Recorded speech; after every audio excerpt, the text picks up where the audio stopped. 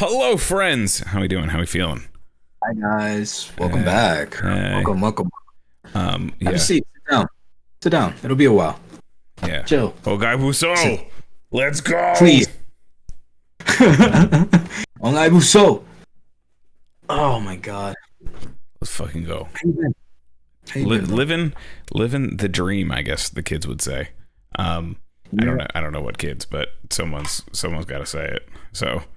The kids who should be watching this show, but the grown-ass men who actually love this show are watching this? The grown-ass adults who probably are enjoying this more than the children, other than Gira, because Gira is just literally a child's dream. Like, he's just a character at Disney. That's all he is. Listen, after 12 episodes, I think Gira is pretty much the same character that he was from the first episode. It's really that we, the audience, have come to expect that from him. Yeah. Because these pirate antics are really, I don't know, they're old hat. Excuse me, it's the Tyrant King, thank you, not pirate. Pirate King. I said pirate antics. They're very, I don't know. They're cute, that's all I'm saying. But I guess because now we understand where they're coming from, it's more like, okay, Gira, come on, bro. Mm-hmm. Okay. You know, like, I guess there's even a scene where the two kids that are like seeing him do that, where like they're doing the audience reaction where they're like seriously, bro, like you're doing that thick. But anyway, all in all, despite that, I really love this show. Yes. And there's the negatives don't even like they're like a drop in the ocean to how good this show is overall. And I'm pretty sure you feel the same. Yes. So I think this is the best Sentai so far that I've watched, because like I said, this is usually we're getting pretty close to my cutoff threshold here for most Sentai. Usually it's around 15, 16, where I get bored. I don't care. They introduce the 6th, and I'm like, okay, team's complete, gotta go.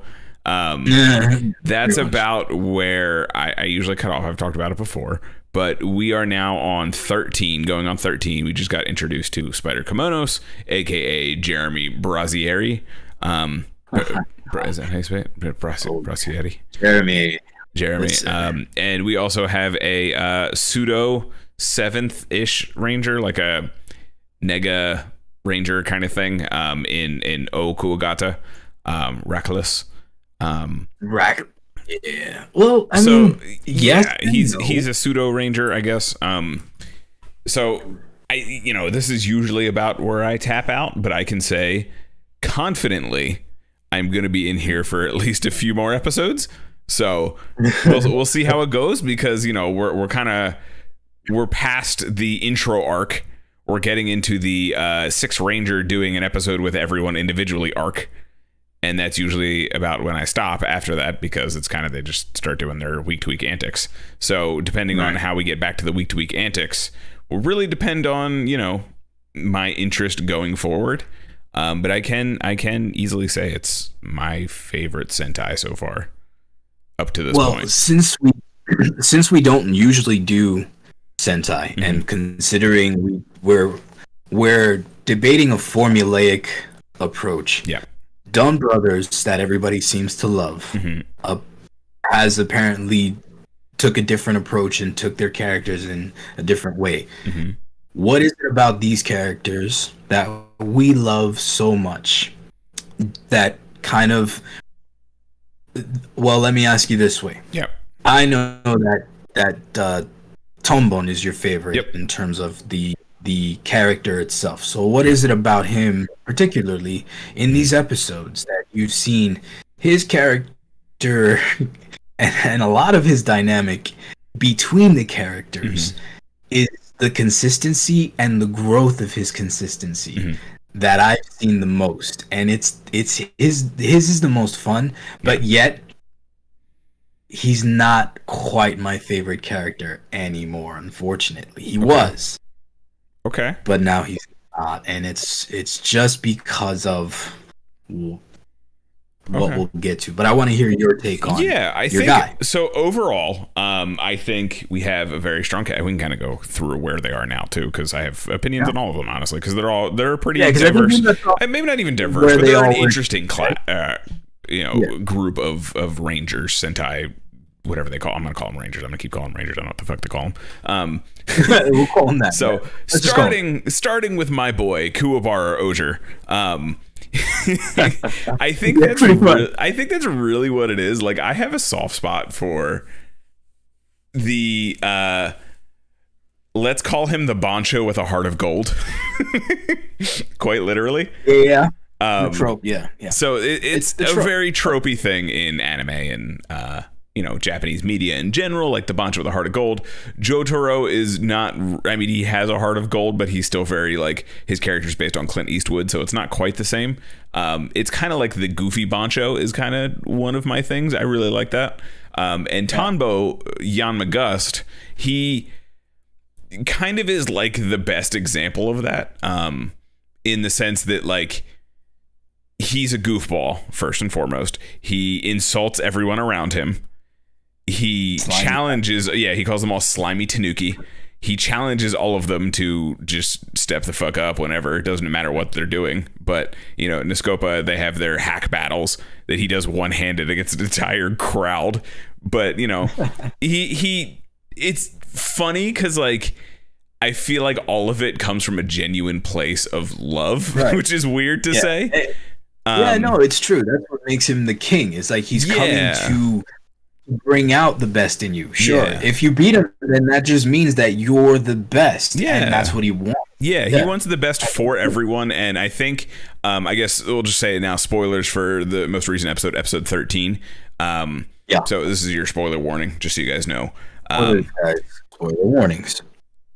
We're talking episode 13. So in this episode in particular, they kind of give us a little bit more of his backstory. We know that Jeremy, which we can talk about in a second, the Sixth Ranger, he knows Yanma's teacher and mentor father figure. He's not his actual father, I don't think, but it's like his mentor, his teacher, that taught him how to make computers. And if you guys remember, Yanma Gust's whole thing is technology and building this computer, and he has this literal scrap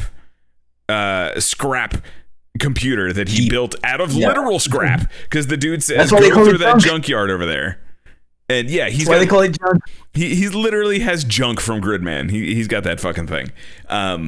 Genius. And so, like, you know, his mentor teaches him, you know, if you want to be the best, you got to crawl up from the fucking trenches, quite literally. Yeah. And this episode in particular really was like, because there's a little bit where like I go back and forth between Hachi and Tonbo. Honestly, KingOhger is the Black Ranger. I go back because we've talked about it before. Like, you know, for me, it's more so Kaguragi's mannerisms. I love the kabuki stuff. You know, I love that stuff. I love that shit. I think it's fucking cool, especially when he fights like that. I think it's the coolest shit ever. And then you put the idea on the table that he's not really like two-facing, and he's not really like the oaf. He's playing 5D chess while everyone else is playing standard chess. And these recent episodes, I think, solidified my point. Yes, and I was gonna say that the last like 4 or so episodes, I think, really put that in like, okay, that piece, you know, got a little bit closer to my queen. If we're sticking with the chess motif or king, whatever, put me in fucking check there. And it's cool to see, and I really go back and forth between them, so I think it'll be interesting to kind of revisit it throughout the series and see where that goes. But Tonbo, this episode, like, really was like, yes, this is why I fucking love this character, because all of it is like, no, you claw your way to the fucking top from the bottom, you work your goddamn ass off, and that's the only way you're gonna get shit in this world. And you know what, we're having a great fucking time doing it. I feel like that was the most important thing to pull from, and dude, and this is like what's blowing my mind is like, it has like these elements that are like really getting me, and we're only on episode 12, and I'm like, we're on episode 12. Yeah. Okay. And I'm like, Saber did this to us too. Saber blew us away in the first 13 to 15 episodes. And then we were waiting in the water. So I'm like holding my breath here because what I was given with this last episode, with these last 3 episodes, is what I now have is my favorite character in Jeremy. Now, what I'm trying to not go overboard with is this headcanon with him. I only want to present what we have.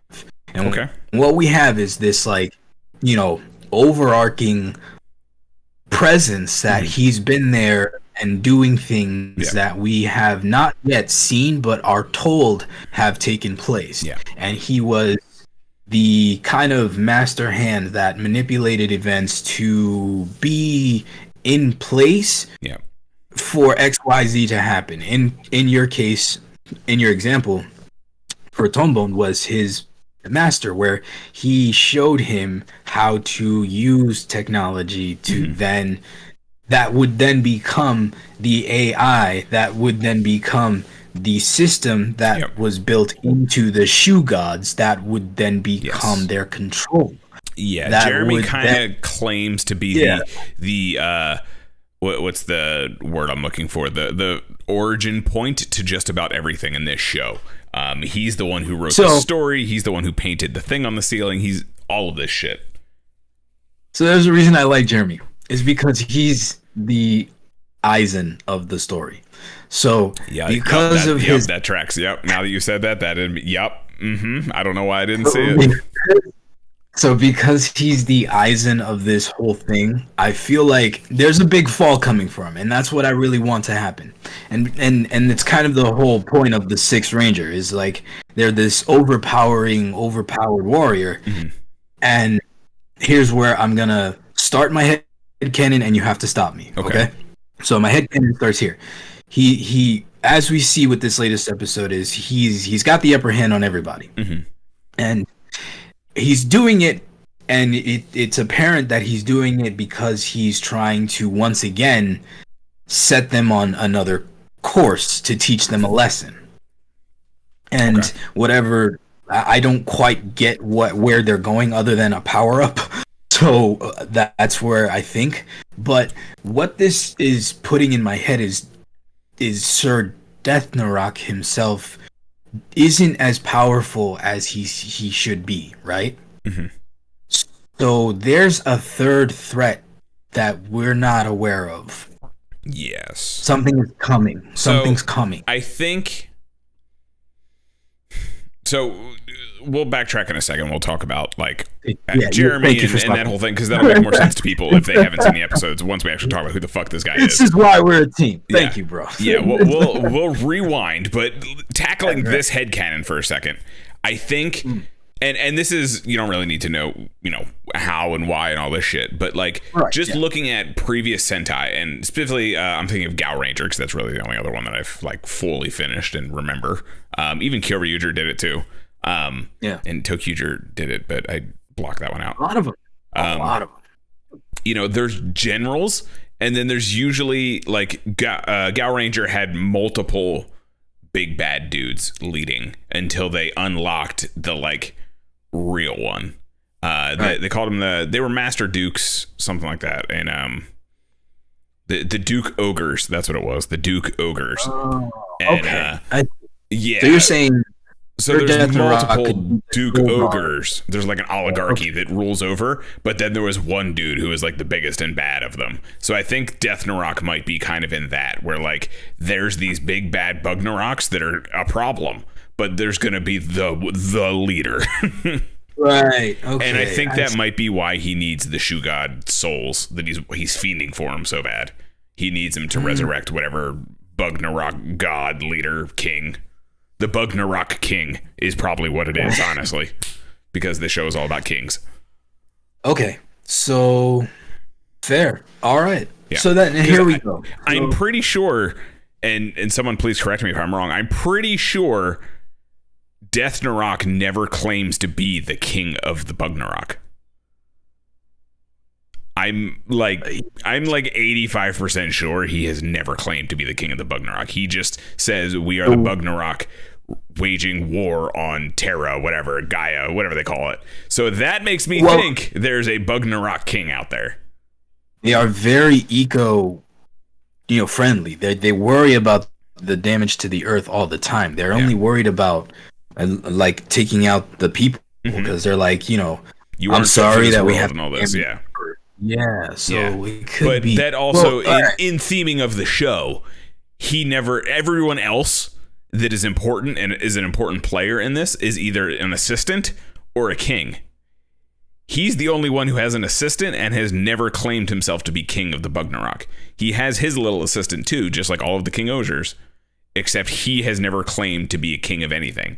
Everyone else has claimed to be king of Niscopa, king of the world, king of all in Jeremy's case. He has never once claimed to be the king of bug Narok. And I think that means we're going to see the fucking king of bug Narok.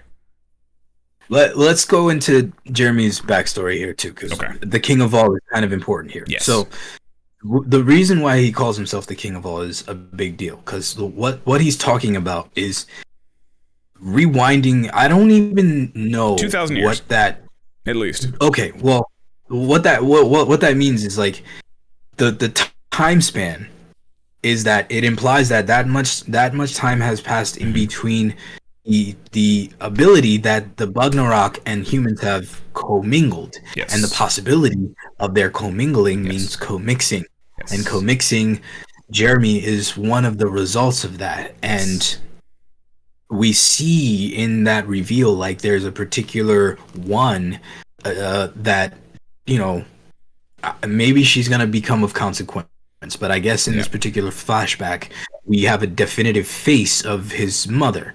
And, something happens where they're disappeared. And over time, he's timeless, he's ageless, but he has more human features.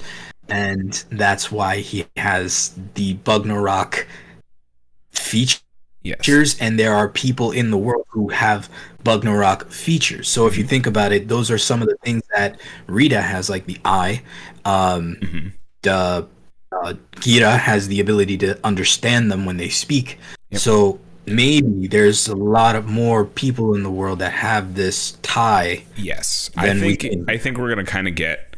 Thank you. Yeah, that lady. Yes, it's Nephila is her name. That is Jeremy's mother. Nephila. So his name might be King Death Narok, whatever. But like, has he ever claimed to be king of the bug Narok? That's my point. Because everyone else states it and says, "Yo, I'm king of this." It could be like the kings there, where he's like a king and could be one of many. Yeah. You know, like where there's Rackless and he's like another one of the many. Yeah. Could be like that shit. But yes. So we find out that Jeremy is the progenitor of the legend of KingOhger. And that is at least 2,000 years. And we also find out that his parents are in a Romeo and Juliet situation where they had a forbidden love, essentially. And Jeremy is the result. And yeah, like you said, he has a hand that is very Bugnarok. I'm kind of starting to think, now that you mentioned that, we pointed out when they started doing the press conference right before this aired that they had all the little jewels on their faces and stuff. I wonder if that is kind of hinting at what you're talking about. Did I forget that? Because they all have some kind of I thought it started with Jimeno. She has like a neck thing. I thought it was just a choker. But Gira has two little lines on his forehead. Yanma has something. They all have like a little something. Kaguragi has like spots on him. They all have a marking of some kind on them. So I'm curious if that's going to be the origin. And I'm pretty sure the origin is going to be like they all came from the same people and then they just kind of like split somehow, you know, that kind of thing.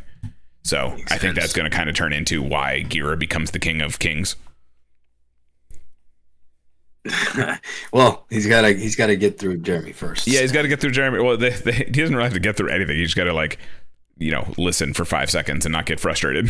Yeah, I know. Jeremy's definitely just testing them, and I like that. I like that and the thing is that he's just so freaking powerful, dude. Yes, he bodies Desnarok just effortlessly, and he's cheating. He's absolutely cheating with the spider webs. He's like, and okay, goddamn proud of it, dude.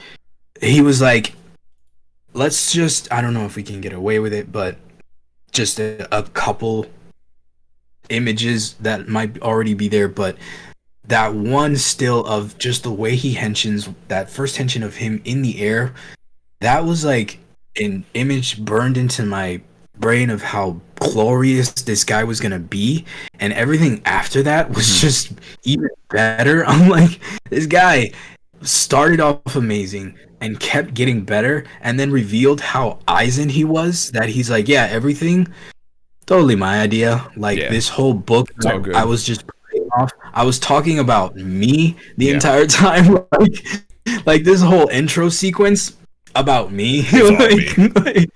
I'm like, Jeremy, where you been, bro? Where have you been? That mask, dude. Okay, let's talk about how we see him, right? He's got this mask that becomes his gun that his mother gave him, and then that's his morpher, and then that is not, and then that uses keys, and I've been a sucker for this key changer morpher thing forever, and then his can you put up his design one more time? Can we just look at that? So this is him when he is in his mask. He has this dope ass mask that apparently I don't think was actually voluntary to put on, is what it sounded like. Oh yeah. So they ganked him for a bit. So he was like on the loose for a long time. Like put that on him. Yeah. He was asleep, I guess. Yeah. For a while, something like that. And then here's his ranger form, which is fucking beautiful. That mask, it's creepy as hell. You can see his eyes though. His eyes are like the only thing that you can see through that. I don't know how he eats, but I assume. But it's not bad. So I don't know if you guys knew this, but spiders, when they eat, they liquefy your insides and drink them through a straw. I'm sure you could find a little spot to slip a straw in this mask somewhere. Carl, I almost called you crying, bro. I know. Oh. I almost called you crying. Oh. So his design. Let's talk about his design before I start crying again. So his design is freaking phenomenal. So like, you know how stoked I was about Gazer and how like the color scheme is like something about this gold, black, and white. Something about it. It's just, look at it. It's and then this thing takes that color and then it gives it this design. And ordinarily spiders, they just don't do it for me. But this spider's thing, it takes the spider motif, it gives it like this old school pipe, like, I don't know, steampunk pipe look. Yep. You know what I mean? Like, it has like this old, this is like a prototype design, and his cape overlook, like his civvy form goes into like that cape look into it's I could talk about this for a while, but everything about this knocked it out of the park for me. Also, speaking of the weird facial marks and things, he has those too. He has way more of them than the other people do, and he is clearly much more Bugnarok, if that is the case, than everyone else. So, yeah, I think that's going to be what happens. Everyone's kind of from the same thing, and then they kind of split off somehow, because this isn't Earth. Remember, guys, this isn't Earth. This is a different planet. So he has a moment. I'm sorry. He has a moment where he's fighting Gira, right? And he says, "You should have done something with that soul I gave you."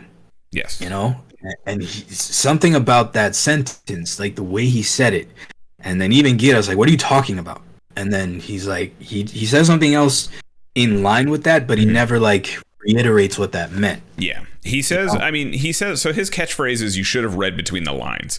And that's kind of what you were getting at with him, like speaking in circles almost. And like, he speaks in the way, you know what he does? He speaks in the way that Miyazaki fucking writes Dark Souls. Yeah. That's exactly what it is. So he speaks in like, you got the important bits, but the stuff that actually matters may or may not be there. You gotta kind of, it's in like 3 bits 10 episodes back. You had to have been paying attention. Sorry. Tiny little thing. You should have read the item description, you clown. What's wrong with you? Did you skip the dialogue? You suck. Yeah. Did you not talk to this character 4 times? Then you missed the very important line that explains how obviously Desnarok is not a real king. So good luck on New Game Plus. Yeah. Go slower next time. Go slower next time. Yeah, and that's kind of like, it's interesting to see. So the way he's introduced is kind of wild too. So like we said, he has this mask, and he's this very hooded figure, and he's got this crazy mask on, and they have this crazy plan because Gira and Rakales, which we'll come back to that fight in a minute, have just finished their fight, and Gira is assumed dead. So the other Ohgers think of a plan to kind of get him off the hook, and they say to Rakales, like, "Hey, to keep the people's support and show your good nature, why don't you hold a funeral for your brother? Like, he was your brother." So they're like, "Oh, well, we'll have this crazy plan where you use this, you hide in the coffin, and then you'll pop out, and then this, that, and the other." And the plan essentially starts, and they have this cute little moment where Gira is like acting out how all of them would react in these plans. Yeah, we talk about that for a second though, because like there's a lot that goes into that moment. Like that scene, it's not even a throwaway. Because listen, it's a cute moment, but you gotta there's not even just Gira reenacting every made up scenario that each of the Sentai team thinks of. Like Gira's over there reenacting it, but you have Rakales like reacting to each of these. They show like a dramatization kind of thing of like how it would actually go down, and obviously everyone's is very different. Like Tanbo's is very ridiculous and pranky, while Himeno's is very like a love story kind of thing going. Like it's almost like a soap opera. And it's really funny. I was gonna say, because it actually happened in this episode too. There's this like, there's really out of character reaction things when they think of these plans with Rakales, and I think they're some of the most fun in the show, honestly, because it's just him being like not himself, and it's how these people imagine he would react. Like specifically in this one, Tanbo tries to give him a literal fart cushion. And there's a reenactment of Rakales doing it, and he just gets like sad and like puts his face in his hands, and it's just like, what the fuck is happening? But it's the perfect example of like the ridiculous callback of like, hey, remember this is a kid show? So it's like, oh yeah, thanks for that, I forgot. But it was like a whole thing of like watching Rakales, like, I don't know, it was just a reminder of like, this dude's actually an actor, and watching him act was really good. I was like, you're actually a really good actor. Thank you for reminding me of that this is actually supposed to be like this, and thank you, because I enjoyed that. This was fun to watch. And then, like, because again, this was like a fun bite, because having this Jeremy thing was like blowing my mind of how well he was presented, how interesting he was, and then me getting this idea in my head, and then going headlong into this headcanon, and then, like you were saying, like all of, and I think I don't want to forget all the progress we've made on the other characters, like Rita. Rita. Well, let's stay on Jeremy for a minute. We can get back to those guys in a second, because a lot actually comes with that. Like, I really want to talk about Kaguragi and like the stuff he goes through and things like that. So just staying on Jeremy, finishing kind of what we were talking about. Like, they do this funeral thing, and they finally come up with a plan, and Jeremy interrupts it by weaving basically an invisible thread around the coffin. And Gira can't get out. I missed. They never show him doing that, right? He just walks in and it's there. Okay. Yeah. It's just there. Okay. Yeah. I'm like, he never does it. Like, it's a sleight of hand kind of thing. His whole thing is sleight of hand and magic tricks, like sleight of hand magic sort of thing. But his gun also just does like illusions. But his whole thing is like sleight of hand. And so he just kind of walks in, and I'm sure if you look closely, there's probably like a little hand gesture or something that he does, or it could even be when he like starts talking. I think he does like some big hand movement. But Gira tries to open the coffin and he can't, and they're like, wait, why isn't he coming out? Everyone's really confused. They're like, all the Ohgers are like, wait, why isn't he getting out of the coffin? And he's trying to get out, and it literally turns into Jeremy like stealing the coffin with Gira inside of it, and they like fly away. And he does this crazy 1960s Spider-Man impossible length web swing like through the entire city. Yeah, it's legit straight out of like that. Straight out of like a 60s Spider-Man. Like, I don't know where he's attaching this fucking thing to, but he's just going around the city, and when he lands, the first thing he says to Gira is, "What do you think about poop?" And Gira's response is, "You mean the stuff that comes out of your butt?" Like, what other poop would he be talking about? But it's also, why poop? It was like, but. The moment before, though, remember when Kaguragi starts fake crying? Yes. I was laughing at that, and I missed the entire thing with the web swinging. Yes. Because it was so Kaguragi when he was like, "Oh God!" Kaguragi's great, dude. He's so good. It was like everything, like the plant shit in the bed. Do something. Oh. So yeah, perfect. Yeah. So like, do you remember why he asked about the poop? He actually tells Gira why. Please tell me. Read between the lines. Okay. Yes. Well, it's not. This isn't between the lines. He literally says this. He goes, "You can tell a lot about someone's health from their poop." That's why he asks about the poop.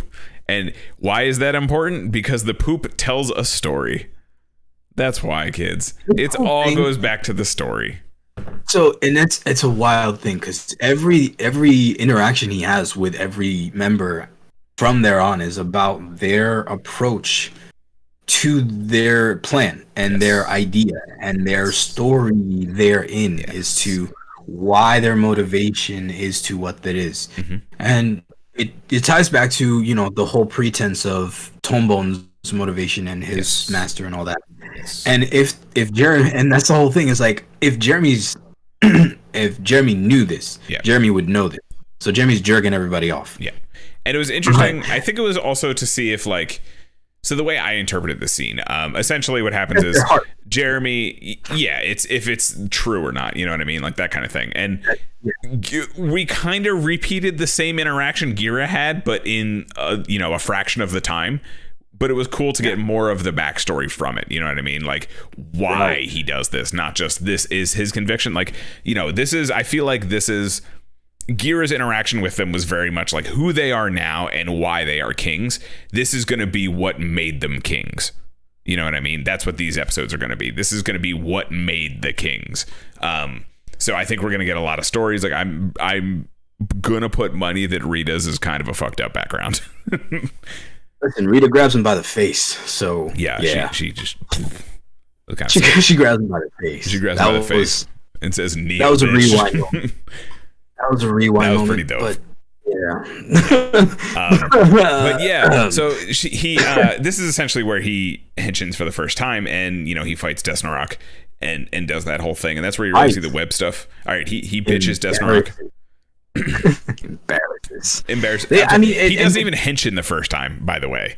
He just fucking embarrasses him with illusions. That's all he does. He uses his little gun, and then the next episode, he does this thing where he's like, he tells the whole backstory, and then he's like, I am just here to really make sure that I am the king of all, and I don't want anyone to fight because I am Death Narok and human, and I don't want them to fight. And the OhSers are like, hell yeah, that's a good.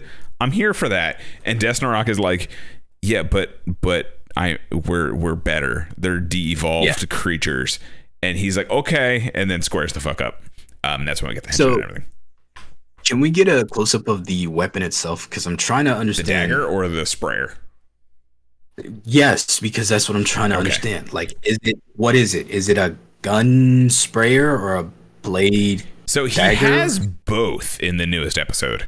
I thought it was the gun would like change into the knife.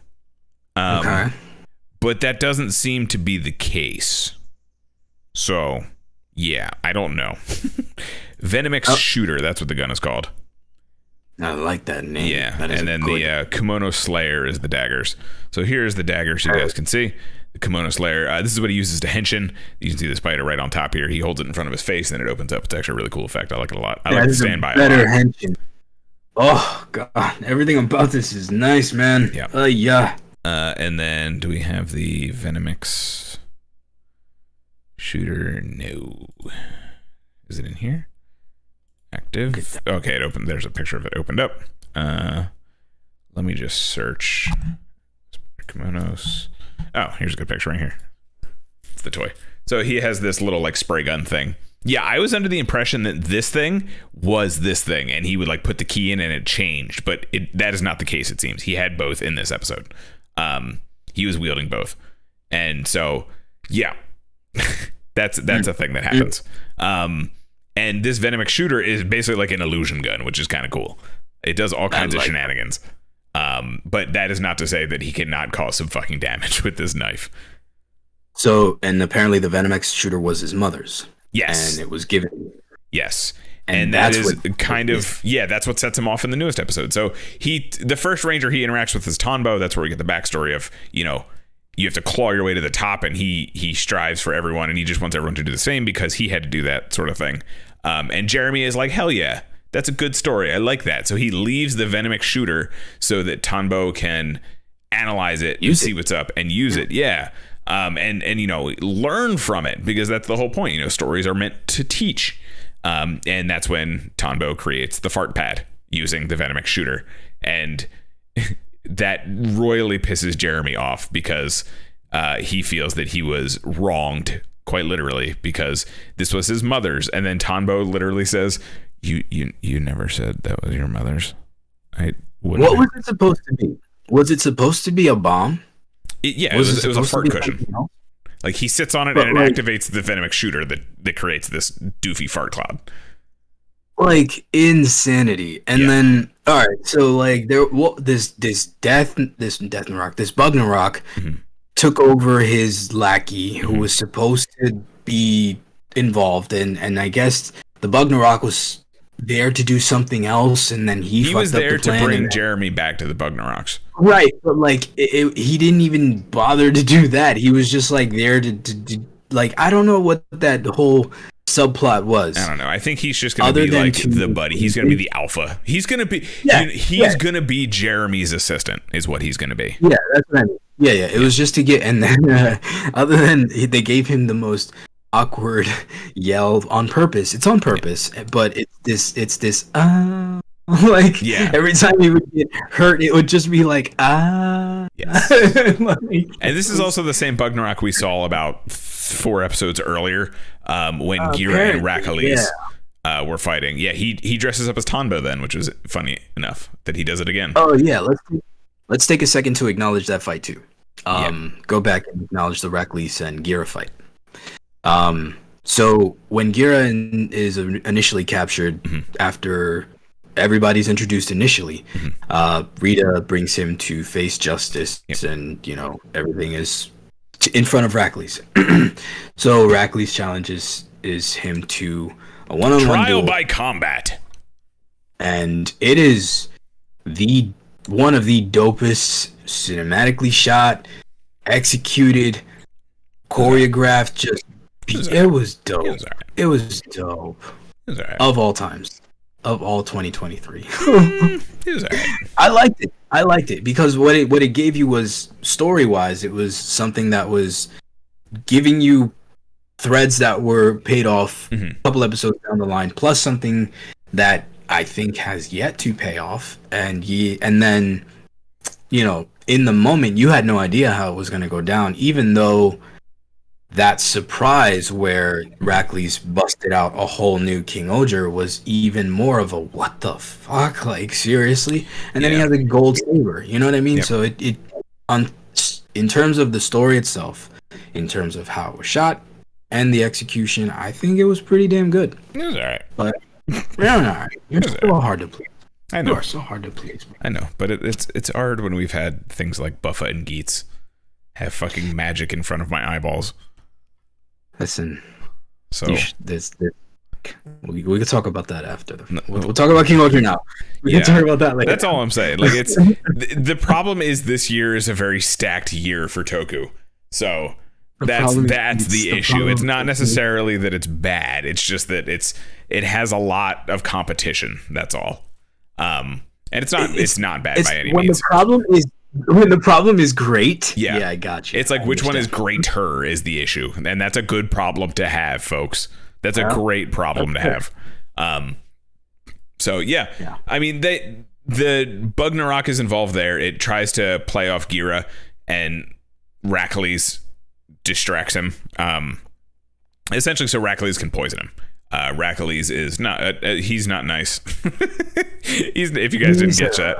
So they come up with a plan to poison Gira, or fake poison Gira, and Kaguragi, being Kaguragi, which I'll get back to that in a minute, gives them the wrong poison, and this Bugnarok intervenes by accident and is given the poison and then dies.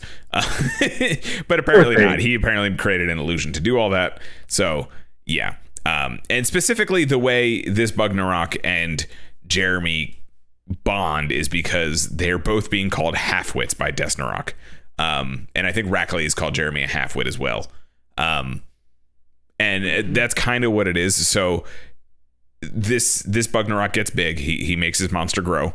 And then that's when we're introduced to the tarantula shoe god. I'm sorry, the tarantula shoe god. And it is a dope fucking mech. And this thing is, I believe, the biggest of all the shoe gods. I'm not ready. Oh my god, Carl, this thing. Okay, so fucking cool. It's a giant tarantula robot. It can puppet the other shoe gods. It puppets them. Yes. It's strings. Yes. So this thing, when Jeremy was introduced, he ended up taking the 3 shoe god souls, which were the Bata, the Susurine, and Kabuto. So everyone's been looking for the 3 extra, the black and gold bugs, and they've been hiding under Shugadam. So Jeremy took those souls and literally has webs attached to them, and like you're saying, is puppeting these things to fight alongside him. It's terrifying, bro.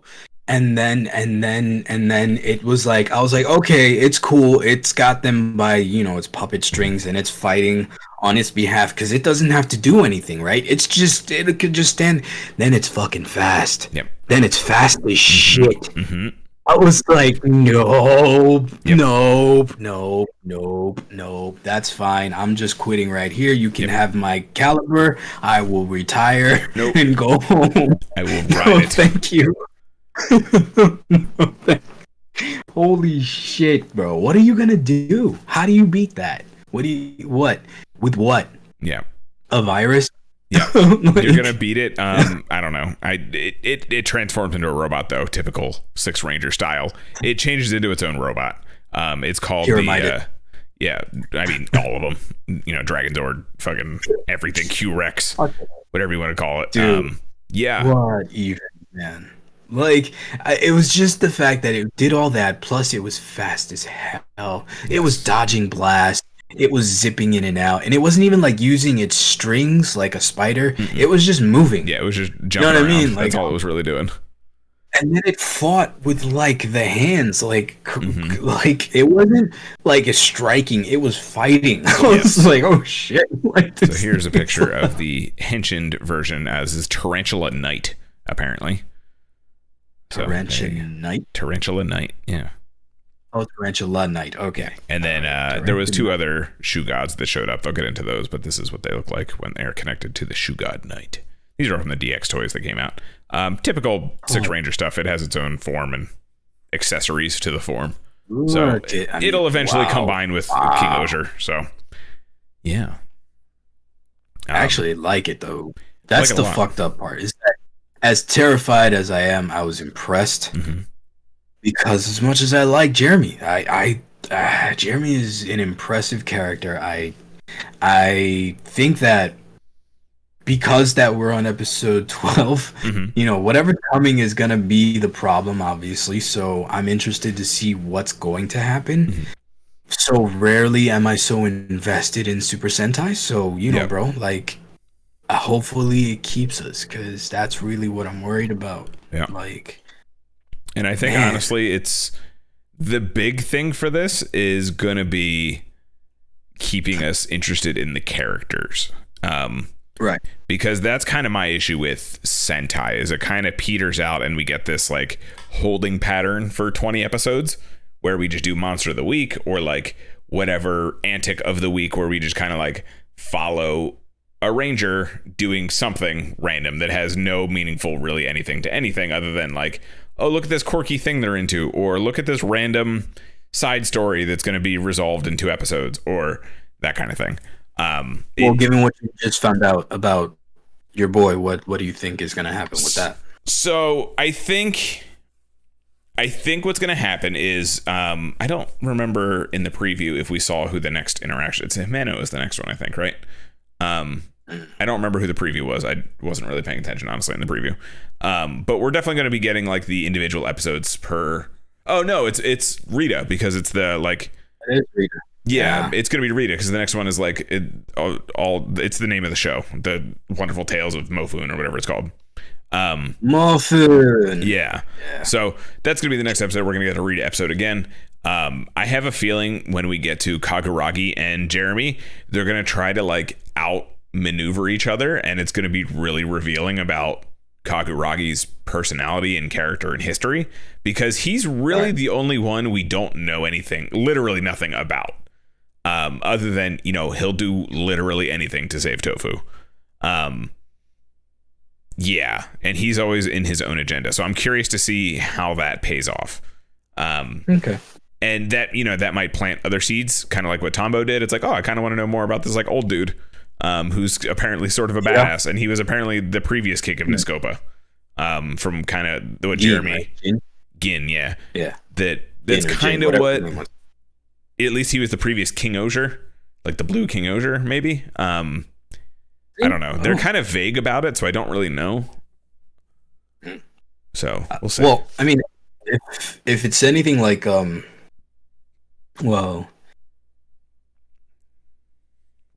think of like this: if they're saying this, if the secret history Rackless special thing, as much as we hate having to digest the extra shit, if that has to tie into his potential, I guess, inextricable tie to Rack, because it seems like he and Rackless have this, history that just binds them together. They're like something. There's a history there that we don't know about. Obviously, we will, but it has something to do with the past. That because you're saying Rackless and Jeremy. No, not Jeremy. Oh my god, why can't I say his name? Kaguragi. Thank you. Yeah. Him and Kaguragi have a history there. Yes, and I think it has a lot to do with that. Yeah, And I think it has a lot to do with that secret special thing that whatever happens in that is so inextricably bound that prevents him from making any real move. You know what I mean? Like anything substantial, which is why he has to constantly play these stupid moves, even like to the point where he's, I don't know, playing against himself sometimes. Yeah. It seems. Yeah, I feel like he tries to make too many moves every once in a while, and he's like, "Oh, whoa, right. I really don't know what to do, so let's just see how this plays out." Like the poison thing was so elaborate, so over the top. I was like, why take that much of a risk? You know what I mean? Like, you didn't even know the chances of that. You know what I mean? Like, yeah. Anyway, so let's talk about that. Let's talk about Kaguragi and him as a character, because that's kind of the end of Jeremy for right now. So Kaguragi is HachiOhger. He's the Black Ranger, and he is the king of Tofu, which is the agriculture and main farming country of this world. So he, like I said, he will do literally anything to protect Tofu, and he is always constant. His thing is always smiling. He's always smiling through his teeth, through his whatever. And it started off as like, aha, look at this goofball, just kind of like lying to get out of whatever situation so he can play both sides and like, make sure Tofu's safe no matter what, to like, this dude might be the real Aizen. This dude might be the real Aizen.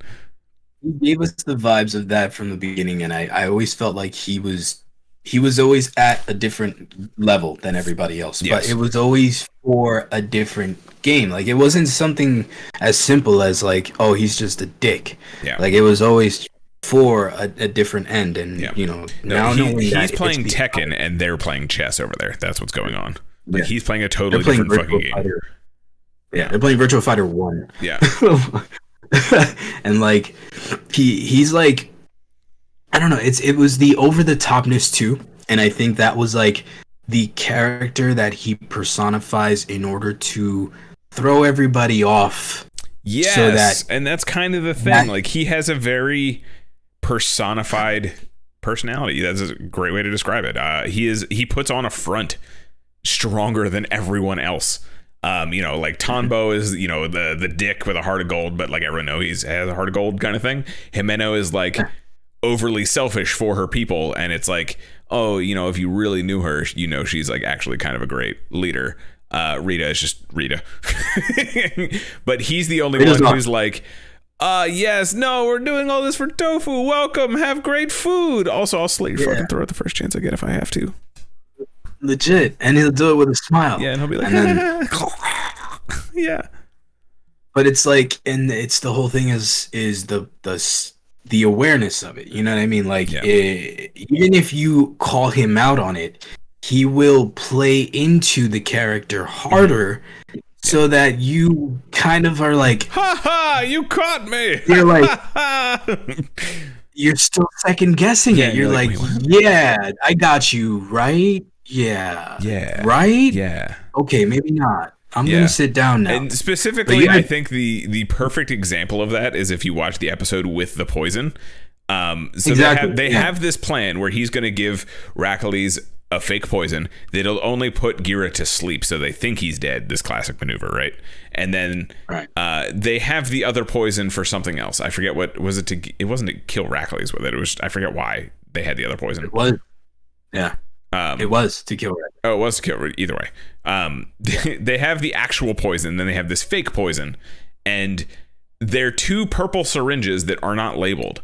That's kind of the thing. And Kaguragi is supposed to give this to Rackley's because they have, again, this bond we were talking about. So Kaguragi's sister is, I'm going to assume, married to Rackley's, and I think that's how they kind of have their. I think so, yeah. I think it's imprisoned, but like a marriage for like a royal marriage kind of thing, like to, like one of those deal marriages. Like, hey, your land swears fealty to me, and you can have my daughter in that case. Yeah. I think that's kind of what's going on, but it's more of like, that feudal deal. But I think it's more of like prisoner wife kind of thing, where like you are my wife. You're gonna stay here. that kind of deal. Yeah. Because clearly Rackley's is just a stand-up guy. He's just the salt of the earth. He's the best, isn't he? Every best. Character he plays is just the greatest. He's the best. So I think that's kind of what's going on there. And because of that, Kaguragi, I think, also can't... I'm going to assume it's some kind of situation where if anything happens to Rackley's, he's not going to get his sister back. I think it's one of the... Because he's kind of protecting Rackley's at the same time. He didn't let, any of that stuff happen. And he was like... not ready to step in, but like he was kind of trying to like diffuse the situation a little bit. So I think it might be if something happens to Rackley's, he's not going to get his sister back. And I think that's going to be kind of the linchpin in his facade that he puts up, is he's doing it all to not only protect Tofu, but like get his sister back. And that's kind of why he's doing all Rackley's stuff. And so when he gives the poison to Rackley's, he gives Rackley's the real one by accident, big air quotes. He plays dumb because the other Oshers found out, and because this Bugnarok took the poison, it starts to like fall over dead, and they're like, wait, what? That's not the right one. And he's like, oops, my bad. Oopsie daisy. I couldn't tell the difference. I thought I knew which one was right. Oopsie daisy. As he's like, and he just like slinks away. Literally, he slinks away. And you find out he goes and finds that there's the KingOhger Zero or whatever it's called, the Okuagata. Okay, now if he was able to do that and he had the opportunity to sneak away, why didn't he go look for his sister if she's there? Maybe he knows where she is. It's just he literally can't get to her. Possible. Or maybe it is like hey, she's in fucking Ice Town with Rita because she did a crime that I framed her for. And I have the proof. Rita wouldn't let him. And that would also explain why he's kind of buddy with Rita too. Yeah, she is the stickler though. So she is a stickler, and like he's always the one who's like, "Hey, King Rita, how you doing? What's up? Welcome. Come on," and like calls Rita all the time. So like trying to be chummy with the one who's literally imprisoning your sister. Maybe Rackley's has some kind of proof to literally, wipe her name clean or something. So I like where you're at with that. I feel in my bones that's the direction we're going with Kaguragi, or at least something similar to that, because the sister is going to be the linchpin either way. And he may. I hope he doesn't drop the facade, honestly, because it's kind of entertaining. I just it'll be curious to see that once that kind of crumbles, where the character goes, because I feel like that's what we're getting to. Like he's going to either fake too much stuff, or it's gonna fucking fall apart. You know who's beneath that? You know who's under that? Fucking Bakugo. Yeah. Like the angry, non-stop raging, I'm gonna smash everybody's face in. Yep. That's what's under that. And then what's real scary? When he starts crying. Yeah. I'm gonna be terrified. So yeah. We'll see. But that's also why Kaguragi has the potential to be my favorite character, and I'm holding my breath every time he's on screen to be like, is this the time where he's gonna just flip the switch and he's my favorite? But him and Tanbo are really neck and neck. They really, every week it's maybe it is Hachi, maybe it is Tanbo. So I think it's just gonna be how each of them pays off, and I feel like Tanbo is gonna be a safer, and I use that word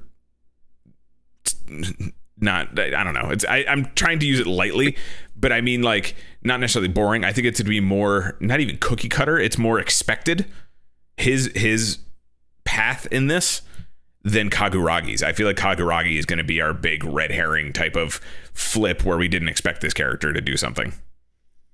Well, I just had a thought. What if, considering it's his sister, she's younger,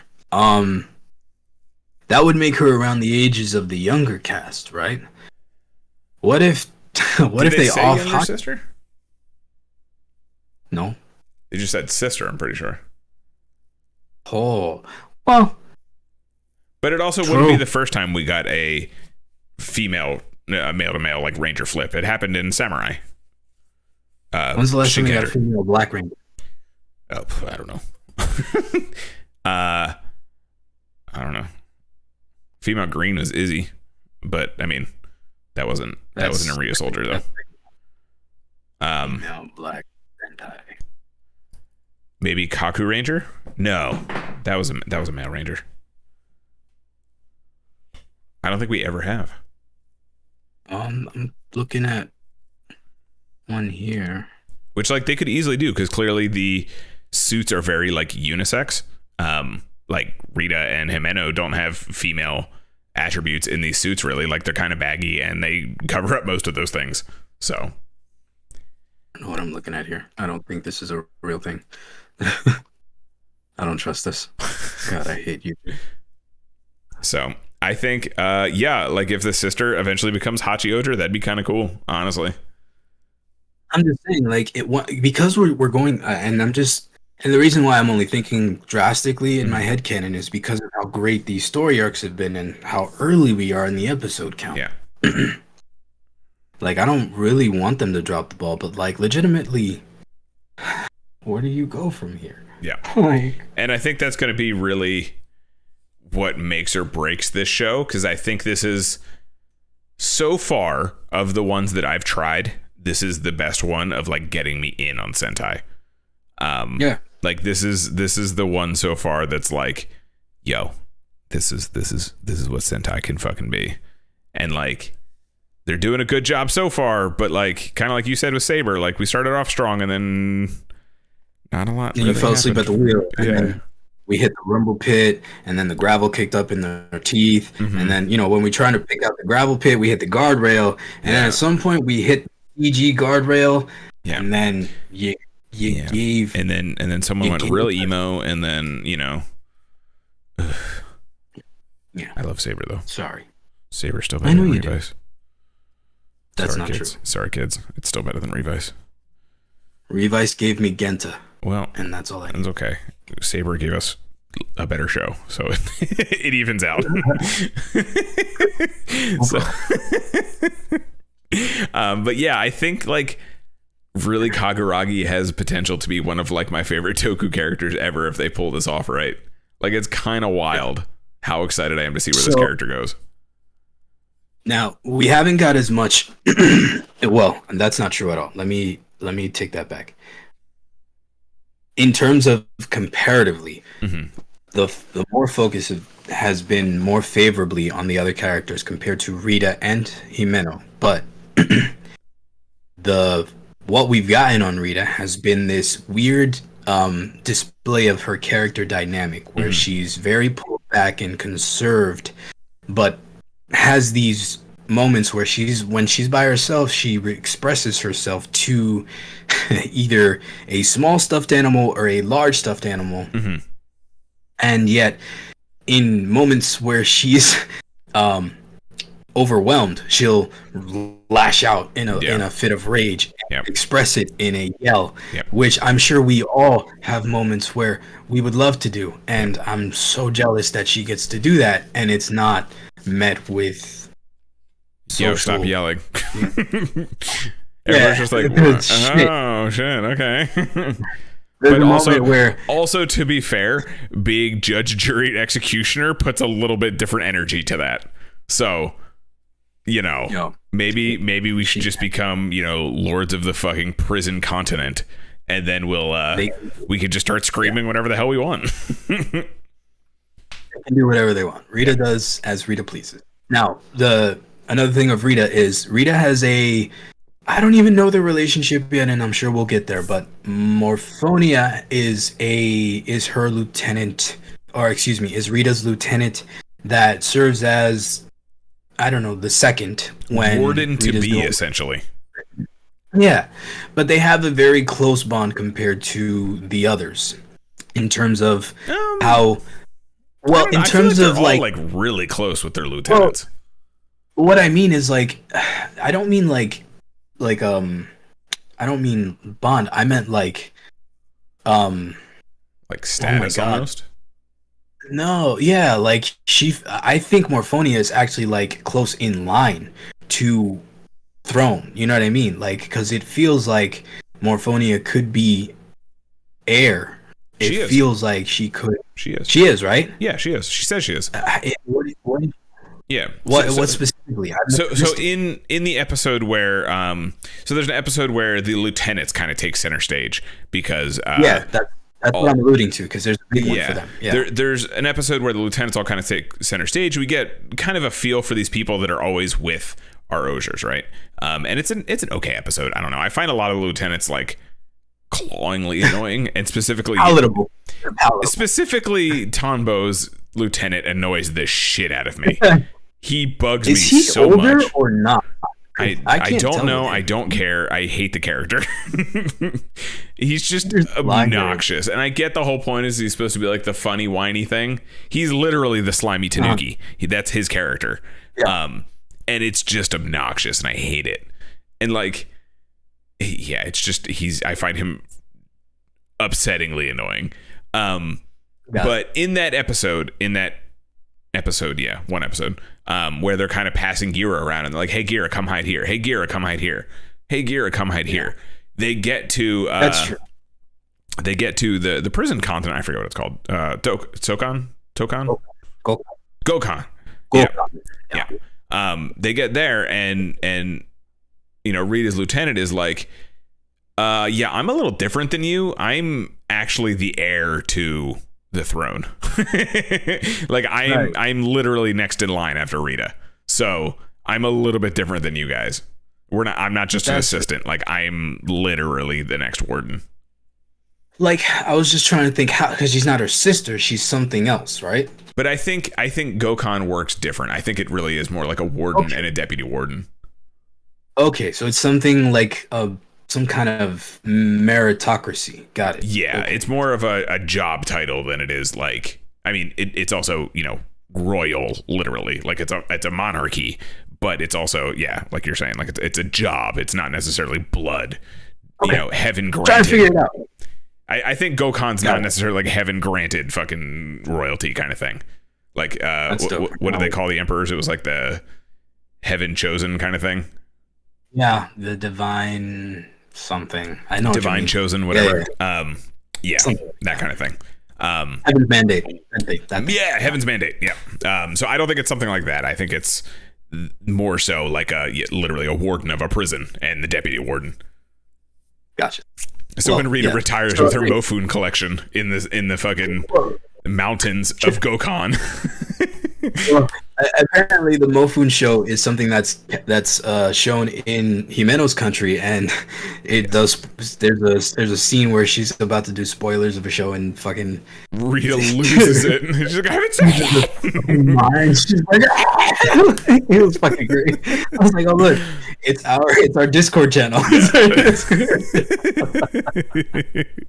I love it. I love you guys. Yeah, it was funny as shit. It was so funny. I was like, oh, yep, nope, been there. But it's like it was like it's a tie-in thing. I was like, oh look, that's how they do the world building here. That's fucking cool. Like it's more shit like that. It's the little things that they focus on with the character building. So, and then there's another scene where I mentioned earlier where she talks to this big plush doll. Mm-hmm. Morphonia is listening to Rita talk to the doll, and she goes in there and helps her through a moment. You know what I mean? And it's stuff like that where we see this connection that they have, where she can't really express it to anybody. Yeah. Where the only way she can is via the doll. So because they have a while Gira's there, the same conversation where she's like, no, I'm actually heir to the throne. The same conversation, Gira's like, okay, you support her, but have you ever asked her if she needed help? Like, have you ever helped her? And that kind of like clicked in her brain, and she was like, no, I really don't help Rita when she needs it. I kind of just like, hee hee hoo hoo. I do what she tells me to do. Yeah, I do what she tells me to do, and I help her like administratively, I guess. But like I don't help her. And that was kind of like that was in that moment paid off, because Rita's having basically a breakdown, and she's like, let me help you out. And then she starts voicing Mofun, and I think Rita actually believed it for like more of that conversation than I expected her to. Like I didn't expect Rita to get up and like move Mofun and like give her a hug, but I was like, I think she buys it. I'm pretty sure she buys it. I was willing to buy that she bought it, and I would have been okay with it. But Either way, it's stuff like that. Yeah. I live for the stuff like this in Toku. Yeah. And we're gonna see what that develops further, because I really see that being I don't know. I don't know where that develops further, honestly, because it's kind of like I really think Rita's gonna have a really fucked up history. Definitely, yeah. But the problem is, like, Himeno's history is where Rita's history kind of alludes to. You know, Himeno's parents were murdered in front of her. Yeah. Long story short. And then we find out that she's had this obsession with one of the shoe gods because that poison was the very same poison that was used to kill her parents. They found it, and they analyzed it, but they did like an autopsy and found the poison running through their system. And she saw this like hooded person with one of these syringes with the purple poison, which they found out was Sasorine's poison. All right.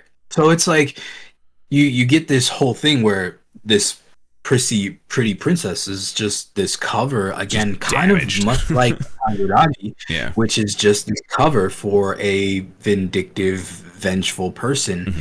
Which then, when she's actually presented with her chance for vengeance, she is instead looking to understand. Yeah. And then when she does, because of what Gira implanted into her, she now uses this understanding to instead pursue a partnership. And now this tool, this what she thought was a villain was instead a tool. So now she's looking for the real hand. So it's kind of dope where Himeno is now looking for what really happened to her parents by using her now partner, which is now a fucking shoe god. You know what I'm saying? It's Do you think Jeremy is the one in the hood? No, but I do think. I don't think he's the one who did it, but I think he probably didn't do anything to stop it. You know what I mean? Kind of like this whole situation. My thing is, I'm gonna pull something up that kind of made me think of this. No, not the cuff necessarily, but one of these attachments is the Guardian Cicada, the Cicada Shoe God. It's literally the cicada flying around in it's the creatures flying around in the fall of whatever they call it, the god fall or whatever. Okay. So that being said, someone had to have been there, and we know Jeremy's just been fucking around in the background for thousands of years at this point. Yeah. I don't know. I think he might have actually been the one. I think if he is, she walked into the situation incorrectly. I think if Jeremy is kind of the pilot of these extra shoe gods, I think he may have been using the healing. She created kind of like a healing serum from the poison. Like she would be able to like reverse engineer the poison to like help. She was saying they were making medicines and stuff from it. I think he was trying to help her parents, but she walked in to her parents dead on the ground and this guy standing over them. So I think that's where they're going to go with their buddy up episode. So let me show you. I'll just put it right. That's some heavy tonic there, brother. That's some heavy tonic. Yep. So this is the Cicada Shoe God that I just put in the Discord here. That is the thing flying around when they have the flashback of that. So, okay. I see. Now, what we're thinking is, if he was there, this Uber problem that is going to arrive was the real... either Rackley's, because I think it was Rackley's. You think? I think. Makes sense. I think that all the timeline lines up for whatever Rackley's is doing in this like history of Rackley's thing. I think whatever he's doing lines up with that event. I forget what they call it, the Shoe God Fall or whatever. Yeah, I hadn't seen it myself, but I really think that everything he was doing back then ties into him pulling the strings and making the moves so that he can get his own KingOhger. Whatever it was, whoever he had to kill, he did Yep. so that he could get that. Yep. And I fully believe that they had to go. Yep. So, yeah. Yeah. And I think, I strongly think that Jeremy was that person there. He just, she interpreted it wrong because she walked into a weird situation. So, I dig that. Yeah. I dig that. And that would also, give them a bonding thing. And like you were saying, she's trying to change her mindset on this whole situation. She's going to change her mindset towards him and kind of accept him and forgive him for, even if he did have something to do with it, maybe just forgive him. Everybody gets their Zuko episode. Yep. Everybody gets their Zuko episode. So I think that's what they're going to do with that. Big prediction. Also, speaking of Jeremy and getting back to Rita for a second, did you notice Rita was the only one who was able to fucking block Jeremy? Did you notice that? She was also the only one that never flinches in any explosion. Yes. In any explosion. In any explosion. I'm like, Rita does not flinch for shit, but somehow she got beat by Desnarock, but I'm going to let that go. Yeah. Let's just call it surprise attack. It's all right. But yeah, so Jeremy has this moment where he's literally Attack on Titan, like swinging through Shugadam. And it was literally Attack on Titan, by the way. Shugadam is literally fucking inside of Walmaria. Like, that's literally all it is. Shiganshina. Yeah. like fucking Hachi or whatever her name is just like hanging out. Haitian, whatever her name. The girl with the glasses. She's just hanging out. Haji, yeah. She's just hanging out up there munching on a potato or whatever. I don't remember if that's the same character or not. Come on. You're screwing it up. But I got you. Probably, but you know what I'm talking about. That's right. Potato Girl died. I forgot about that. Oh God. I forgot the little girl shot her. Gabby. Anyway, yeah. Anyway, but yeah, he's literally like Attack on Titan swinging through the Shugadam and then taking all of the KingOhgers out and taking their calibers because we were saying he's using the web shit. And Rita is the only one who is able to turn and block him. And I was like, yo, what? Okay, dope. She hasn't done anything in like 4 episodes, but that was sick. Then he goes, he takes everybody, and then Tonbo is like, he's like, yeah, you fucking, and then he's like, you, however, are gonna bear the punishment. Yeah. And he shoots him point blank dead in the chest. Like, jeez. Yep. And every time he shoots, Jeremy's like, he does one of my favorite things. He goes, bang. Yeah. Every time. And then the best part is his fucking gun taunts you. It's like fake. I was like, yo, what? Fake. I love it. I love this guy. I'm telling you, bro. He's pretty dope. I was dope. holding back, blowing up every time. I'm like, I just love this guy. I love this guy. All and right. This is, mind you, this is the same 2 weeks where I think the worst part is where we have to wait 4 days to watch Shin Kamen Rider. Yep. This is like the worst part of our week. Yep. Like we are popping off this week. We got Spider Kimonos. We got Mark 9 premiered. We're gonna get the final actual Mark. It's Mark 3 right now, but we're gonna get Mark 9 next week. And then we also have Shin Kamen Rider this week. Like we're eating good this fucking year, kids. We had Black Sun earlier. Like we eating fucking good. I'm jonesing, bro. I'm jonesing. Why we gotta wait? Why do I gotta wait? Anybody got any of that Geats Mark 3? Yeah, I do actually. Need a little bit of that Geats Mark 3. Yeah. So anyway, overall, so let me ask you this then. Do you like if you had to buy one of the toys that are available right now? We're not talking like Memorials because obviously like Memorial is the move. But if you had to buy any of the DX stuff right now, would it be Jeremy's gun and dagger? I am sold on Jeremy. Like over the Ohger caliber. Over the Ohger caliber, everything Jeremy, including the design, has me. Okay. Even that nightmare thing of a Zord is, I want that. I want it in the box where I can see it, probably with chains around it, so I know it's not getting out. Fucking like Shinto fucking talisman on it. You do not go. I would totally fuck with you next time I'm over and put something in there that I can like remote control, like rattle. Never do that. The box just starts to like rock. You'll come and it'll have like a fucking death trap contraption where it'll have like a shotgun in it. Some supernatural, like sawed-off shotgun, like ritual rune bullshit. I'll be the only guy who'll buy like the $2 million gold-plated one with the shotgun aimed at it just because. And you're gonna like flip the wrong switch one day. Carl. Oh god. Oh god. Okay. Does anyone know where I can get another one?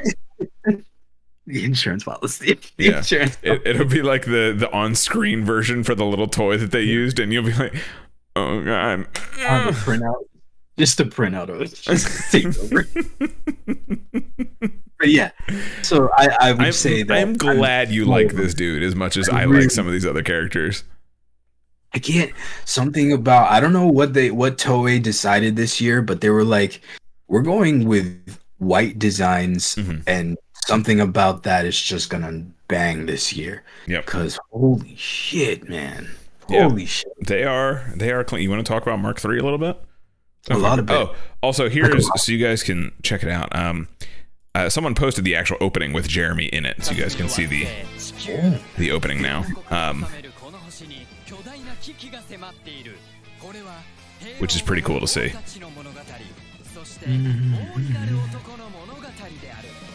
I'm catching up on all this here.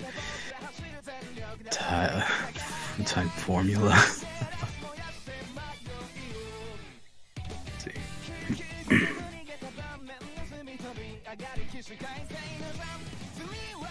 But yeah, the more I look at it, the more I'm convinced that that's what these markings are on their faces. They're the same thing Jeremy has because he's part Bugnarok. He's just more Bugnarok than the rest of them. Let's see if we can spot any like of the populace with that kind of shit on their face. Yeah, I'd be curious. I mean, that fat screaming dude is on the screen enough. You probably can find it with him. Mario. Yeah, whatever the fuck. He's an asshole. I hate him. Those guys are great. You see how fast that fucking thing is? It's even in the opening. No, thank you. Literally just running across this. Oh my god, dude. I hate this. I hate this so much. And yet you love it all at the same time. Oh, just so you guys know, I still have a massive Himeno crash. Like, that hasn't changed, just so you guys know. Right. Rita knows how we feel about each other. Yep. It's okay. It's okay. Indifferent and in love. Yep. Please lock me away. Forever. We went on a little chat about Dami Mommies the other night. Yeah. It's all right, man. Yeah, because we were talking about Street Fighter 6 and how my main character is going to be Marissa. I just like it was I think it was the other day where I was walking through my feed and Rhea Ripley, this wrestler chick. I'm like, I think I have to watch wrestling again. Yep. Wow. Yep. Nope. I get it. I was like, hello. Like, I'm gonna start watching wrestling. So there you go. Watch wrestling again. So that's nice. Yeah. But no, I get it. Either way, yeah, I think those are some big predictions we just made for this show, and I'm curious to see if they'll actually pan out. Well, we'll check in again, episode 30-ish, see where we're at. Yeah, we'll see. I think it's nicer to kind of not do like the less is more kind of check-ins. I think we're doing a little bit better this time. I think last time we ended up doing like 5 episodes or something like that, and I feel like there's not a lot of meat on the bones sometimes. This was good. Yeah.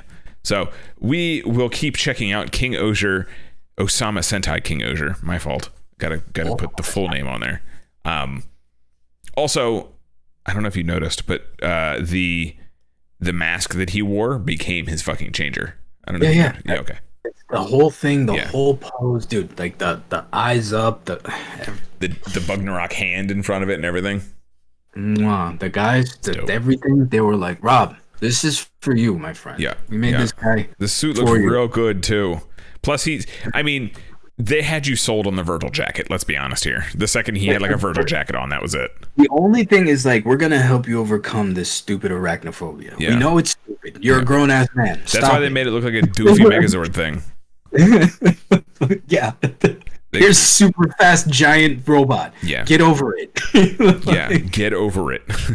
It has 8 legs and a spider, by the way. But get over it.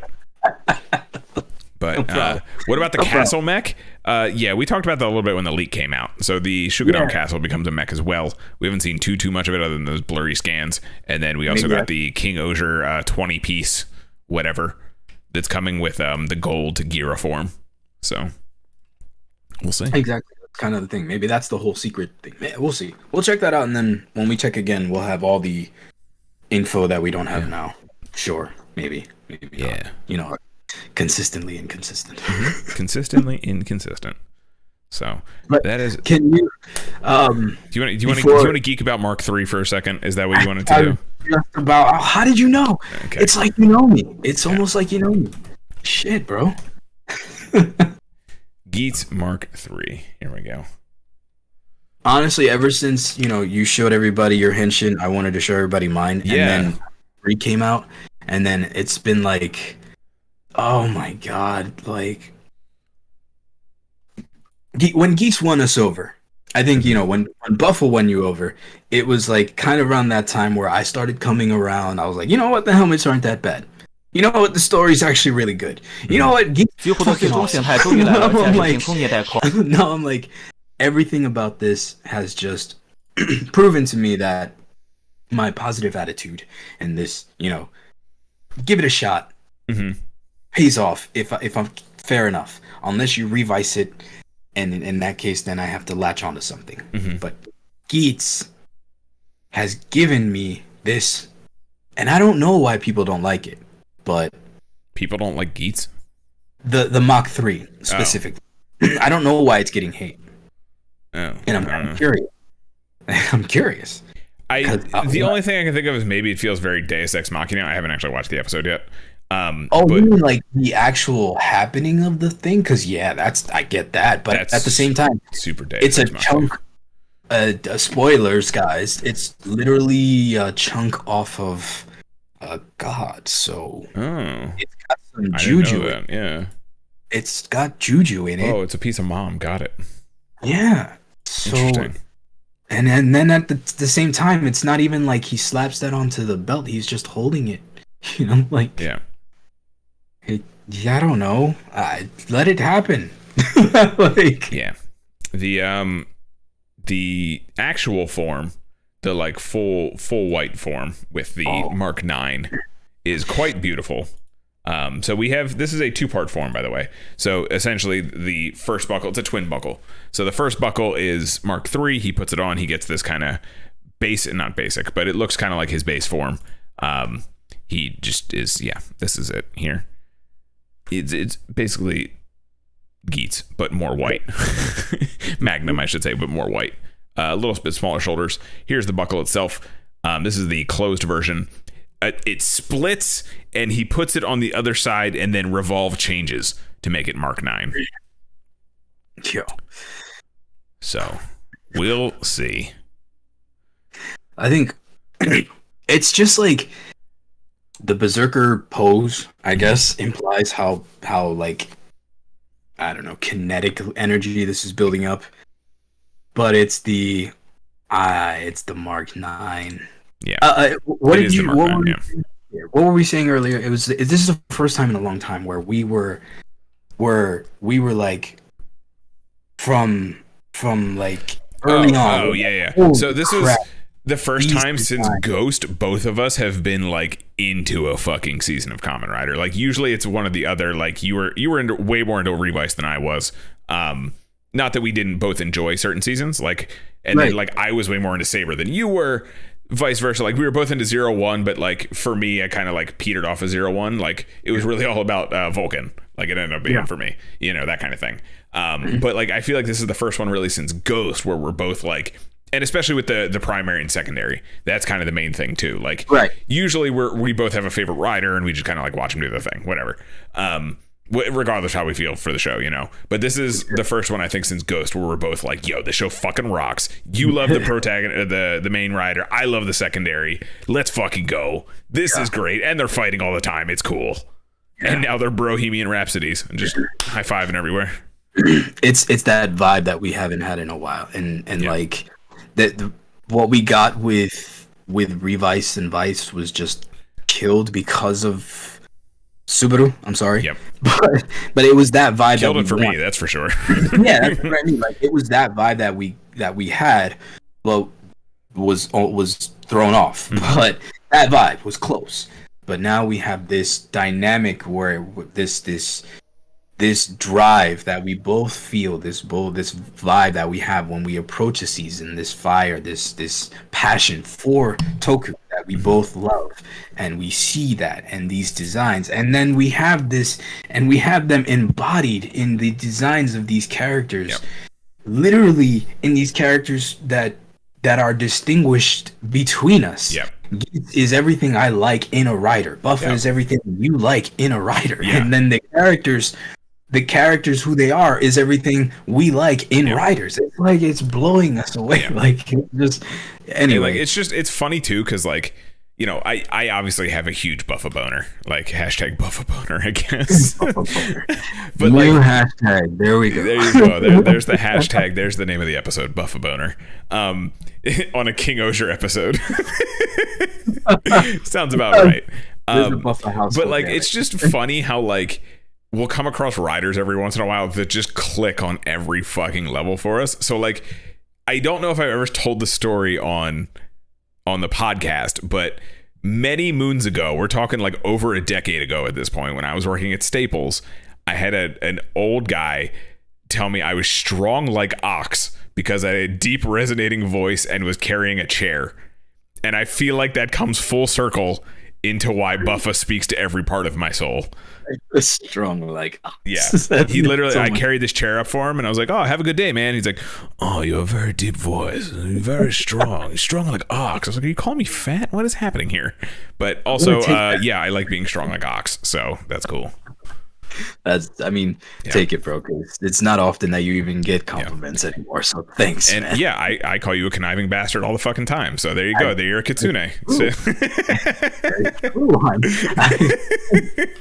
I feel seen. Yes. Mushy mushy, motherfucker. Oh my god. But it's just the point that it's like from the jump. With setting aside all the hangups we had, because it really was just, my apprehension was like it felt so basic at first, because I was like, why are they giving us basic? Because I didn't see where this was going in. Now that we here, really didn't like the suits when they came out, like at all, because I thought they were holding, and they were, but they were. That's the point. It's like, guys, chill. And then we got a full Gundam as a suit. And then we're like, oh, we see. I'm so sorry. I apologize. I'm gonna go sit down and enjoy the rest of my meal. Thank you, sir. So appreciate it. So, now that we're here, what I'm saying is, wow, thank you. I can't wait for the rest. I'm so excited for episode. I don't even know, what is this going to? Is this even gonna get 37 was this week. No, I mean, like, are we getting 50? I believe so, yeah. We're getting 50. Holy shit, I'm getting 12 episodes of this thing? Yep. Yes, thank you. Yep. Yes, thank you. And if, so I think we talked about it a little bit last week when we were talking about Geats, but there's the leak list, big air quotes leak list, that came out, and we are apparently getting Shotgun Kawa and Death Buffa. And if Death Buffa and Shotgun Kawa are, like, to the level of Mark 9... I'm fucking here for it. Is it Shotgun or Shogun? It said Shotgun, so I just imagine Kawa like snapping and just like, let's go, motherfuckers. if we go from ninja to RPG, I'm for it. I'm for it. It probably was Shogun, and then it just like auto, because like the picture I saw was literally just a text. It was text, so like it could have easily auto-corrected to Shotgun, but I like the idea of, I mean, we also got the DJ Shotgun, so who was a Shogun with a shotgun, and if they continue this trend of reusing old pieces, we may just get the DJ Shotgun again. Just fucking K.Y. Ash Williams with a fucking like, let's go. He's gonna be like, you killed my sister. I mean, retire. Okay. Yo. And then they so we okay, this could turn into the Geats thing, so let's stop before we get I want to hear it. Let's fucking go. All I'm saying is, like, if what we're getting is final forms in the next few episodes, I really hope Nago gets a good one. I really hope Nago gets one that I don't know. I think the best Nago is gonna get a Lays Raise boost, whatever, because she's gonna have her like final thing with Kyun. even if it's a fever thing, I'm okay with that. Just something for a goodbye. You want her to get like a Jamaity fever type thing? Something for a goodbye. I just want to see her get a decent goodbye because it didn't feel right the way that they're leaving things off. Like, yeah, unfortunately, I feel like we're kind of done with Nago. I know, and that's what I'm saying. It feels done, and I hope it's not. It's just like, oof. Like, I hope it's not. I mean, if not, worst that happens is I guarantee she'll get one in Avisa next. You know.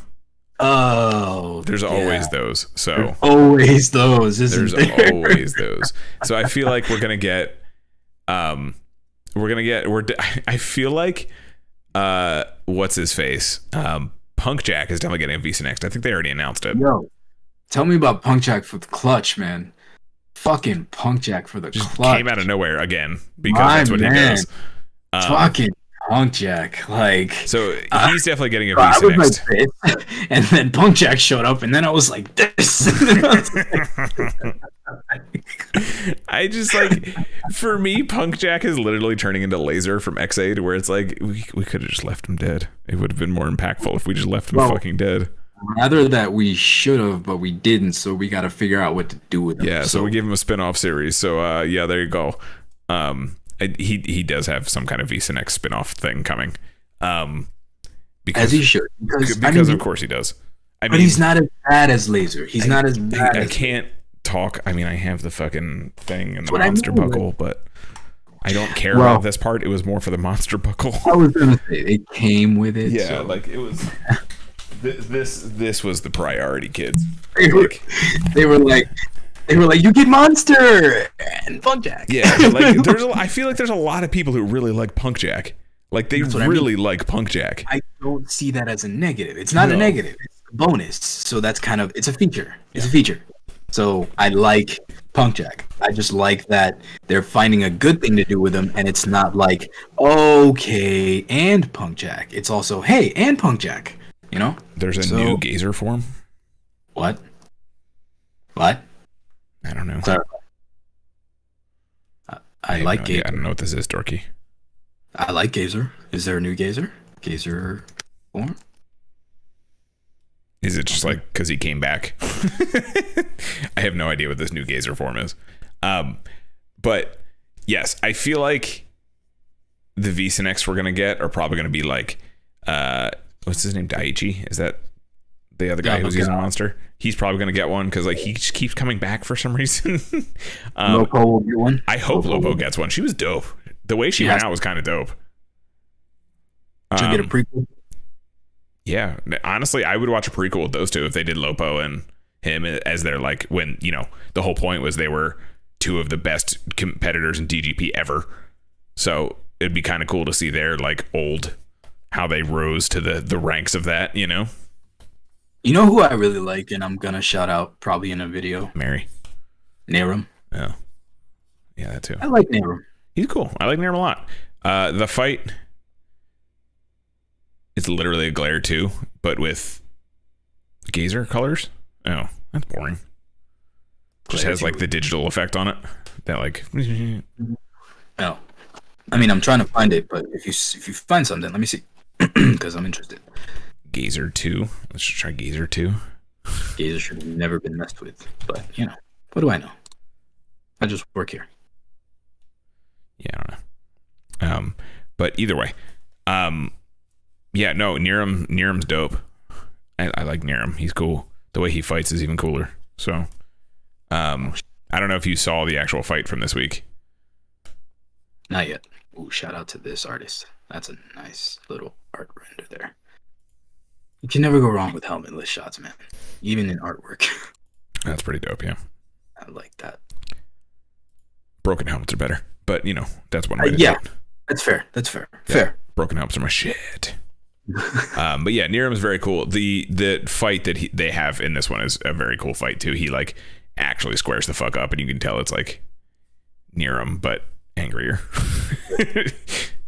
So just to put a cap on this, because we'll get out of here soon. But when I saw the clips of Mark III. And the fact that it immediately put itself in the Mugen rank, like, just the fact that I felt it in my heart, man. Like, and Mugen emotionally has this pull where it's just like aesthetically this inextricable tie to me for some reason. Just the look of it. And now that I understand how this story links into this connection to this form, what I see for Mark 9, I don't even think that that Mugen has the same level of connection to this Mark 9. I think this is gonna surpass my tie to Mugen. Bro. Ooh, that's saying something. That's probably why, Dorky. I haven't watched the episode yet, so I literally haven't seen the preview. So okay, when I watch the episode, I'll check out the preview and we'll talk about it on the Discord. Yeah, we'll catch up when we do it again, for sure. But I'm just saying, like, yeah, just if and I'm gonna say this. So I mean, do you have like a top 5 right now final forms? Like, what's your top 5 final forms off the cusp? Mugen, obviously. I mean, Mugen has always been number 1. Yep. Try to run is, I mean, not in order. No. I didn't expect it to be. Just give me like a top 3 or 5. Okay, Mugen, try to run. Fuck. Yeah, that's tough. I mean, Kachidoki, but that's not really. That's not. Yeah, no. That's more of a super form, but. Yeah, hold on. Let me just get a quick fresher, because. Oh, it just has red eyes. That's literally it. That's fine, I guess. Yeah, Emperor. Cool. Yeah. Fucking yeah, Mugen, try to run, Emperor, Extreme, the fucking A, and at 02. 02. Okay. Yeah. Word. So for me, Hyojo Senki.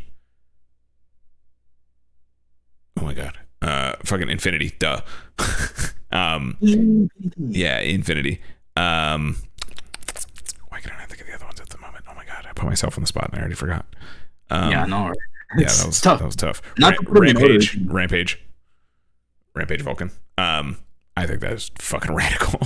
Hyojo Senki. Did I say that one already? I said that already, right? That was number 1. That was number 1. Of course it was. Fucking love Hyojo Senki. Look at my belts. Got Infinity. Oh, Sin Spectre, obviously. Oh. Yeah. I like Sin Spectre. It's cool. And then it's fine. Wait, Sin Spectre stupid, or the upgrade thing is stupid? The upgrade thing is whatever. I don't care about that, honestly. He looks beefier. That's about it. Easier too? Oh, he just needs Visine. Yeah. That's all. He just needs Ben Stein to give him some fucking eye drops. That's all. Wow. And Magma Dragon, which obviously I like the secondaries usually more often than not. So is that his 5? Yeah, that's my 5.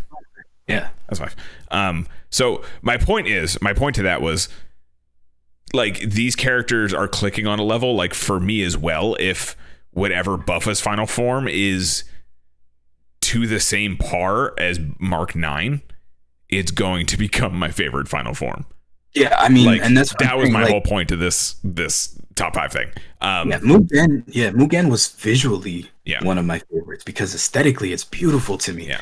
But this, whatever happens in the moment, in the build up, like, there's nothing that competes to this. 02 emotionally is one of my favorite forms. Yeah. But holy shit, dude. Like, whatever is gonna happen. So, like, if we get whatever, death Buffa is, and it's on the level of this, fuck yeah. Oh, fuck yeah.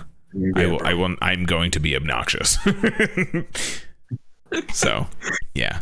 Here's hoping. And then, if we get Shotgun Kawa.